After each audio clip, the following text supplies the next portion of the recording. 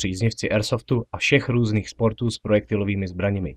Nezapomeňte při všech střeleckých aktivitách užívat adekvátních ochranných prostředků, dodržovat základních bezpečnostních disciplín se zbraní a respektovat pravidla vaší hry.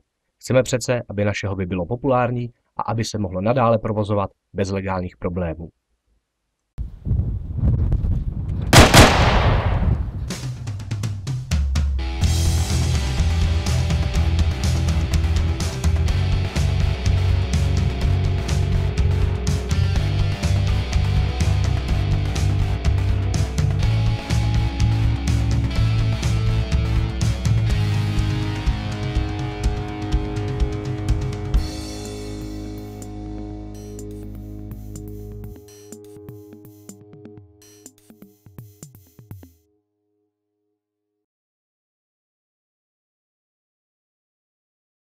Vítejte v další recenzi pro Bohemia Airsoft. Dnes se podíváme na samopal P90 z čínské produkce, licencovaný Cybergunem. Samopal P90 určitě všichni znáte. Je to populární belgický design zbraně pro osobní ochranu, PDV. Ráže 5.7, kterou je tento samopal spopularizovaný, prakticky existuje ještě pro jednu zbraň, a to je pistole 5.7 od stejné zbrojovky FN Airstal. Dneska se tady podíváme na elektriku, licencovanou Cybergunem, původem z Číny. O firmě Cybergun jsme si dříve už něco říkali, takže pro zrekapitulování. Firma Cybergun má své kořeny v roce 1983 u Jérôme Marsaka a Vincenta Bouveta, kteří spolu rozjížděli biznis na francouzském modelovém trhu.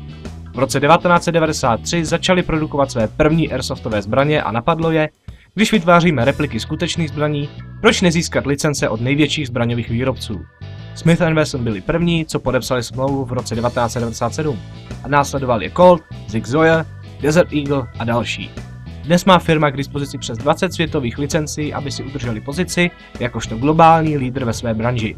V neposlední řadě v roce 2010 zakoupili tajvanskou firmu Inokatsu, kteří mají na svědomí simulační airsoftové zbraně. Tak se podíváme, co je součástí balení této P90. Samozřejmě cybergunský uživatelský manuál, samotný model zbraně, pod kterým je výtěrák hlavně. V baterii dostanete i neznačkovou nabíječku s baterií. A to je v podstatě všechno, víc tomu nepotřebujete. Je to balíček připravený ke hře prakticky po nabití zbraně. Tak se podíváme, jak je designově řešena tato P90 od Cybergunu. Váha přesahuje něco málo přes 2 kg. Délka zbraně je 510 mm a hlaveň jako taková má 246 mm. Tělo celé zbraně je z plastu s výjimkou railu nahoře, který je z kovu, a pogumované pažbičky. Realistické ražení samozřejmě na zbraně můžete očekávat, protože je zbraň licencovaná Cybergunem, takže zde budete mít logo zbrojovky FN Airstal. Co se týče vnitřních dílů, hlaveň je bronzová, což je klasika, hop-up je seřiditelný a jeho komora je z plastu. Mechabox je tvaru 6. typu. Materiál je z kovu a ložiska jsou kluzná kovová 6 mm. Co se týče samotných kol, jsou z kovu a píst je plastový. Kompatibilita je s dlouhými AEG motorky. Zbraň jako taková je velmi ergonomická, příjemná na ovládání, všechno je tam, jak byste čekali, a největším tahákem této zbraně z našeho hlediska je tlačný zásobník, nikoliv točný, to znamená, že budete mít maximální spolehlivost při střelbě. Jinak, co se týče samotného designu, kompenzátor je pěkný, taktéž kovový, rail systém slouží přesně tak, jak byste očekávali, takže možnost pro doplňky tu zde je také, nejlépe pro kolimátory nějaký ten laser, v Čechách samozřejmě kvůli zákonům ne, takže designově moc pěkně provedeno. Je to z Číny, ale přesto pěkně provedeno. Tak si vyzkoušíme, jak P90 bude střílet na malých 10 metrů.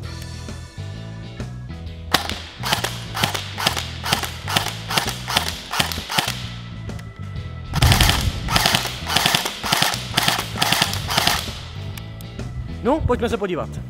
Tak když se podíváme, tak máme prakticky 90% zásahu v černém oblouku a poslední 3 v bílém oblouku. Já jsem naprosto spokojen, tohle je opravdu dobrá přesnost na zbraň v základě. Uvidíme, co zvládne na 20 metrů. Tak si vyzkoušíme těch 20 metrů.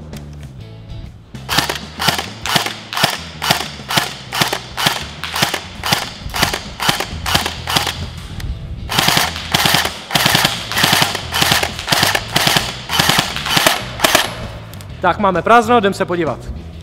No, na těch 20 metrů už to zase takový zázrak není. Jsme prakticky po celým terči rozházený a to jsme vystřelili opravdu dost kuliček. Hlavní problém bych viděl v tom, že opravdu zbraň má špatná mířidla. Nevím přesně, kam střílím, nevidím toho moc přesně a prakticky můžu jenom odhadovat na ty další vzdálenosti. Na těch 10 metrů To stačí, tam jsem si celkem jistý, ale na těch 20 už prakticky ten cíl ani pořádně přes ty strašně nízko uložená mířidla vidět není. Chtělo by to kolimátor. Teď si vyzkoušíme, jak je zbraň stabilní při zapření.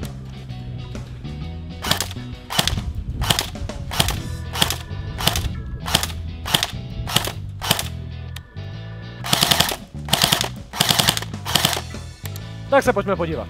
Tak můžeme usoudit, že při zapření je zbraň velmi přesnou záležitostí i pro svůj krátký koncept, díky tomu, že hlaveň začíná v podstatě tady. Takže můžeme se shodnout na tom, že zbraň je efektivní a přesná. Teď si zbraň vyzkoušíme v dynamickém prostředí, pro které byla stvořena.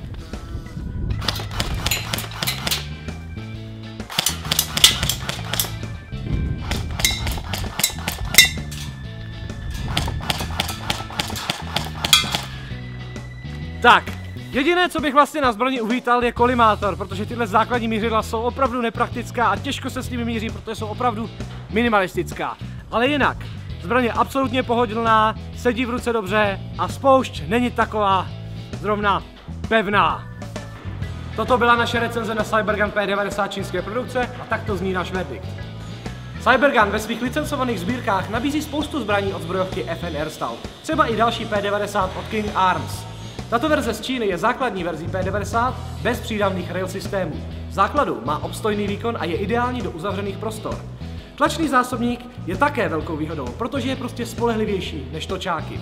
Všeho všudy je toto plnohodnotná náhrážka King Arms P90, která nabízí svůj pohled na věc. My zbraň můžeme doporučit.